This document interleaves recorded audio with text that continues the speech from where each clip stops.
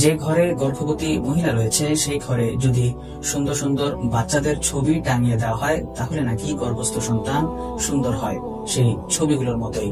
এই বিষয়টি ইসলামী দৃষ্টিকোণ থেকে কতটুকু সঠিক?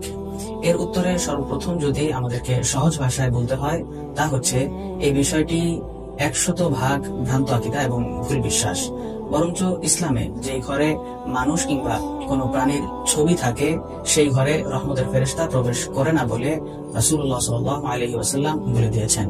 যেমনটি হযরত আবু তালহা রাদিয়াল্লাহু তাআলা আনহু হতে বর্ণিত আছে যে রাসূলুল্লাহ সাল্লাল্লাহু আলাইহি ওয়াসাল্লাম বলেন, লা তাদখুলুল মালায়েকাতু বাইতান ফীহি কালবুন ওয়ালা সূরাতুন, যার অর্থ হচ্ছে সেই সমস্ত ঘরে কোনো রহমতের ফেরেশতা প্রবেশ করে না যে ঘরে কোনো কুকুর অথবা কোনো প্রাণীর ছবি রয়েছে।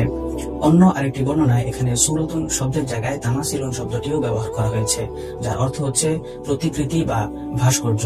সুতরাং এই হাদিসের নিরিখে বোঝা যায় যে যেই ঘরে কোনো প্রাণীর ছবি অথবা এমন কোন জীবজন্তু যেগুলো প্রাণ আছে সেগুলোর ছবি টাঙিয়ে দেওয়া হয়, অথবা যদি কোনো কুকুর সেই ঘরে বসবাস করে তাহলে সেই ঘরে কোনো রহমতের ফেরেশতা প্রবেশ করেন না। তাহলে যেই ঘরে সুন্দর সুন্দর বাচ্চাদের ছবি টাঙিয়ে গর্ভের সন্তান সেই সমস্ত ছবির ন্যায় সুন্দর হবে বলে ধারণা করা হয়, সেই ঘরে কিভাবে রহমতের ফেরেশতা প্রবেশ করবে এবং কিভাবে আল্লাহ পাক রব্বুল আলামিনের রহমতের কারণে সেই গর্ভস্থ সন্তানটি সুসন্তান হিসেবে ভূমিষ্ঠ হতে পারে? এই বিষয়টি তো প্রশ্ন থেকেই যায়।